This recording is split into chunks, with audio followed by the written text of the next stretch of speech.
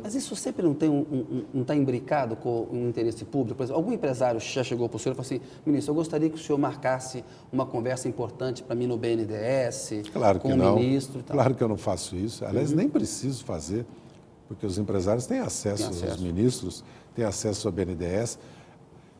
Pela minha importância, exatamente, que eu tenho consciência e pela minha responsabilidade, Sim. eu jamais procuraria um ministro, procuraria um presidente de um banco ou de uma estatal para pedir algo, até porque isso tem, sem falsa modéstia, tem um peso. Claro. Seria uma irresponsabilidade total minha e eles ficariam completamente estupefatos, ficariam perplexos de eu fazer uma coisa dessa. Quer dizer, eu vou chamar o Gabriele para conversar comigo, para pedir coisa na Petrobras para o Gabriele? Isso não tem cabimento, entendeu? Isso é uma coisa completamente, é um despropósito total que eu fizesse uma coisa dessa, até porque a minha vida toda, eu tenho uma vida política, né? Não tem precedentes disso, entendeu? E até hoje, apesar das inúmeras acusações que me fizeram, nunca ficou comprovado que eu fizesse qualquer lobby, que eu fizesse qualquer tráfico de influência. O senhor não faz lobby? Não. Vamos lembrar dos casos que vieram na imprensa, Eletronet. Quando terminou, eu simplesmente não havia nada contra mim, porque isso foi debatido, discutido. O senhor pode falar quem são os seus principais clientes? Não, Qual é a natureza do contrato? Você sabe que eu não devo, não posso e estou, inclusive, apoiado numa cláusula de sigilo, porque a pressão que eu sofro, na verdade, há quase uma vedação que eu exerço a atividade profissional. Cassaram meu mandato, me tiraram do governo, eu sou réu no Supremo, e aí há uma pressão constante sobre a minha atividade profissional. Ou querem que eu me exile do Brasil, saia do Brasil de novo, certo? Ou querem que eu não trabalhe, porque essa exceção que fazem a mim não é regra para os outros, não é regra para ninguém. Todos podem exercer atividade profissional. Quando eu vou exercer minha atividade profissional, eu sou colocado sob suspeição, eu tenho que repelir isso, eu não posso aceitar isso com serenidade, com tranquilidade, mas eu tenho que repelir. O Zé Dirceu, de certa forma, é retratado por muitos setores da imprensa, num certo imaginário. O senhor já falou no programa da outra vez, por exemplo, num restaurante, uma agressão pública ao senhor. Esse papel de grande vilão do Brasil. O Zé Dirceu virou o grande vilão do Brasil. O PT virou o partido mais corrupto da história. O escândalo do Mensalão é o maior escândalo de corrupção da história. Como que o senhor responde a esses estereótipos, ministro, no caso de grande vilão, e a questão, por exemplo, de que é o maior escândalo de corrupção da história do Brasil? Assim, é o processo mais complexo no Supremo, tem 38 réus agora, né? Mas não tem corruptômetro, como disse o Chico Buarque, não dá para saber qual escândalo foi maior. Como é que o senhor vê esses três pontos, ministro? Veja bem, são 36 réus, porque agora... 38. Agora 36. Agora 36, porque, é verdade. O Silvio Pereira, o José Janelli faleceu, o Luiz Cuxiquem foi excluído do processo e mais um réu, irmão de um outro, foi excluído do processo. E o Silvio Pereira presta penas alternativas? Não, já acabou, já acabou, ele inclusive nem foi, porque na verdade o Silvio Pereira foi inocentado. Veja bem, Deus, da tentativa de me transformar num vilão, é luta política contra mim. É uma tentativa de me apagar e de me impedir de exercer atividade política. É um dos objetivos da revista Veja, impedir que eu faça articulação política, que eu apoie o governo, que eu seja dirigente do PT, que eu exerça o papel que eu tenho na política brasileira, né?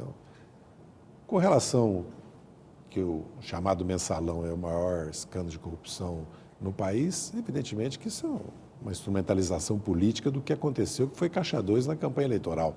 O termo Mensalão... Mas é um escândalo grave, né? Sim. Pode ser grave, deve ser apurado, a justiça deve julgar, agora não pode ser pré-julgado e eu não posso sofrer linchamento público. A cada 3, 4 meses, eu sofro um linchamento público, como agora a revista Veja fez comigo, em torno da questão do Mensalão, com algum outro gancho que agora foram as reuniões. Essa coisa das minhas reuniões em Brasília é tão ridículo, Kenneth, porque eu viajo pelo Brasil, os governadores me recebem. Certo? Eu faço reuniões públicas nas Assembleias Legislativas. Eu não vou à Câmara e ao Senado porque eu fui cassado pela Câmara. É a única razão que eu não vou. Certo? E eu não vou aos ministérios, porque se eu for aos ministérios, imagina, aí vão dizer que eu estou governando, entendeu? Então eu faço questão de não ir, evito ir. Certo?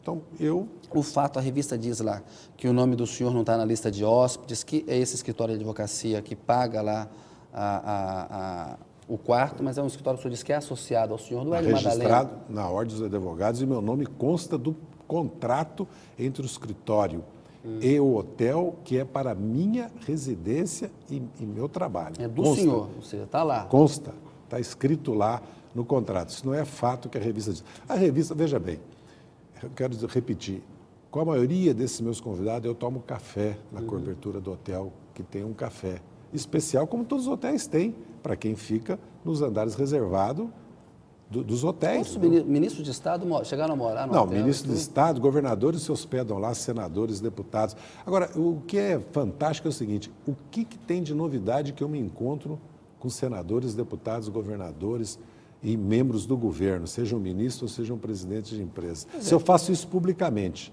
todos eles me recebem publicamente quando eu visito os estados, não? E todos eles são meus amigos. Quer dizer, não vale que eles são meus amigos há 30 anos, nós somos companheiros do mesmo partido, você não pode se encontrar com os seus companheiros de partido. Por que a suspeição sobre a minha atividade? Sr. Ministro, eu queria que a revista colocou alguns argumentos. Um dela, diz que o repórter esteve no hotel na quarta-feira e que o boletim de ocorrência foi registrado apenas na quinta. E segundo esse argumento da revista, esses movimentos aconteceram, e o senhor escreveu no blog, só depois que um outro repórter da revista o procurou com questionamentos, aí o senhor teria desencadeado esse processo por saber que seria objeto de uma matéria da revista. Estaria ali tentando se proteger, se antecipar um fato negativo. Isso aconteceu mesmo? Eu sabia da matéria desde o primeiro momento que a revista procurou o primeiro dos entrevistados para produzir a matéria, porque ele me ligou imediatamente para me comunicar, que a revista estava perguntando se ele me conhecia há quanto tempo, se ele tinha se encontrado comigo, qual era o teor da conversa, entendeu? Então, isso aí não prova nada. Eu, simplesmente, ao ser comunicado pelo hotel, o hotel que me comunicou. Como é que eu fiquei sabendo? O hotel tem que me comunicar, né? Quando eu fui comunicado pelo hotel o que aconteceu, eu me dei conta do que estava, o que a revista tinha feito, a ilegalidade que a revista tinha feito. É isso, e jamais imaginei que a revista tinha se apropriado de imagens ainda do hotel. E também já sabia que a revista o repórter tinha se passado por alguém da prefeitura de Varginha. Essa obtenção de imagens foi ilegal? Porque a revista pode ter obtido essas não, imagens o hotel está denunciando. Não existe. Aquilo não pode ser apropriado por ninguém. É proibido pela lei. Você não pode ter acesso às imagens e usá-las como usou e ainda tentar dar às imagens um caráter de ato ilícito, criminoso, porque o que a revista quer fazer crer à sociedade brasileira é que essas reuniões todas essas reuniões tinham fins, né, que não são lícitos. Mas aí, o senhor conhece bem a figura da mulher de César, que além de ser honesta, deve parecer. O senhor já sabe de que é um personagem importante, vira e mexe, o senhor mesmo fala, há reportagens na imprensa e tudo. E aí a revista encaminhou para o senhor 3 perguntas. E eu queria ver se o senhor podia responder as perguntas que a revista encaminhou. Primeira pergunta, quando está em Brasília, o ex-ministro José Dirceu recebe agentes públicos, ministros, parlamentares, dirigentes estatais num hotel, está afirmando. Sobre o que conversaram? Demandas empresariais, votações no Congresso, articulações políticas? Bem, veja bem, se eu responder essas perguntas, eu estou aceitando que eu não tenho mais nenhum direito de intimidade e privacidade. Sim. E que toda a minha ação está sob suspeição. Eu não posso aceitar isso. O senhor disse para mim, por exemplo, que faz articulação política. Sim. O senhor não quis responder para a revista por quê? Porque eu já sabia qual era o objetivo dela, porque nós conhecemos a Veja e o método que ela usou era um método criminoso. Eu tinha que repudiar isso. Qual é o problema de responder, ministro? O senhor me deu uma resposta aqui agora. Não podia ter dado a mesma resposta para a revista? Kennedy, eu não posso aceitar isso. Por que eu estou sob suspeição? Por que eu me reuni com políticos, com dirigentes partidários, com membros do governo, certo? Está sob suspeição? Eu não posso aceitar isso. É uma questão de princípio para mim, de dignidade.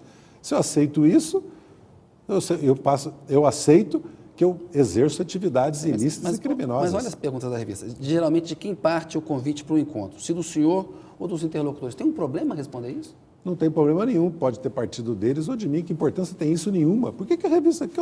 Porque a revista coloca que eu não tenho o direito de fazer isso, que eu não tenho o direito de encontrar com essas pessoas, que eu já estou condenado, que eu estou proibido de atividade política, porque a Câmara me cassou e porque eu sou réu no Supremo. A revista me pré-julga. Por isso que eu tenho que ficar indignado, protestar e não aceitar responder essas perguntas. Isso significa que a revista já me considera, como ela, aliás, já disse várias vezes, um bandido. A revista me considera um criminoso, que eu devo estar na cadeia, como já vários articulistas da revista escrevem na revista. É disso que se trata. Se eu respondo à revista, eu estou aceitando esse pressuposto, que qualquer atividade minha é considerada uma atividade suspeita. Sim, ministro, mas aí, olha só, o senhor responde a um processo no Mensalão, Sim. lá no Supremo, vai ser julgado ainda. Sim. Foi um ministro muito importante. Foi o articulador, um dos principais, se não o principal articulador, daquela estratégia de moderação política e econômica que começou lá em 95 no Congresso de Guarapari e resultou na eleição do Lula em 2002. Aí o senhor vira um consultor. A revista perguntar para o senhor, o senhor ficou rico como consultor, pode dizer quem são seus clientes? O senhor já disse que não pode por uma questão de cláusula de confidencialidade. Que e a ela revista faz uma... diz? Que eu fiquei rico? As perguntas são, é aquela primeira com quem se encontra quando está em Brasília, de quem parte o convite, com quais ministros do governo Dilma o ex-ministro José Dirceu conversou de forma reservada no hotel, qual o assunto da conversa. As suas atividades como consultor não merecem ser trazidas a público, é uma pergunta.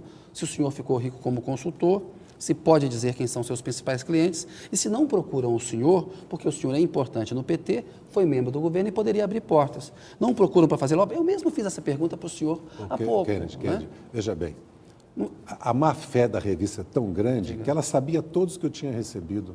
Porque ela ilegalmente, criminosamente, o que me espanta, me deixa estarrecido, é que grande parte, pelo menos da imprensa, não está cobrando da Veja esse ato de ilegalidade. Isso está passando como se fosse uma coisa natural, ou por corporativismo, ou porque considera que isso é natural. A má-fé da revista é tão grande que ela sabia com todo mundo que tinha me encontrado, e não me disse. O que a revista não contava é com a camareira. Fosse eu que tivesse tentado, através do meu blog, entrevistar um político do PSDB e tentado esse meu repórter entrar no apartamento dele, essa camareira já tinha sido entrevistada no Jornal Nacional. O que fica claro aí... Certo? Você acha que a imprensa não está fazendo o papel dela no caso? Não, considero que não. Não sei se é o papel dela. Não quero criticar a imprensa nem acusar a imprensa de nada. Eu quero é destacar a gravidade do que aconteceu. A gravidade não é que eu me reúno com políticos e membros do governo. A gravidade é o que a revista Veja fez, a ilegalidade, o crime que foi cometido, a violação dos meus direitos e mais a má-fé da revista. Ela me faz uma pergunta sendo que ela sabia tudo, com todo mundo que eu tinha encontrado. Certo? Além que, na verdade, a matéria já é uma luta política. A revista dizer que se eu estou rico, já é para vender a ideia que eu fiquei rico como consultor, que é uma certo? O imposto de renda sabe, a Receita sabe que eu não fiquei rico nem tenho patrimônio, entendeu? Que eu trabalho para me sustentar, para sustentar minha família, minha atividade política e pagar meus advogados. Como você disse, eu sou réu no Supremo Tribunal Federal e nunca escondi isso do país. Não temo a justiça, quero ser julgado, peço todos os dias, toda hora para ser julgado e não renunciei ao meu mandato. E enfrentei o julgamento tanto na Câmara como enfrento o julgamento no Supremo.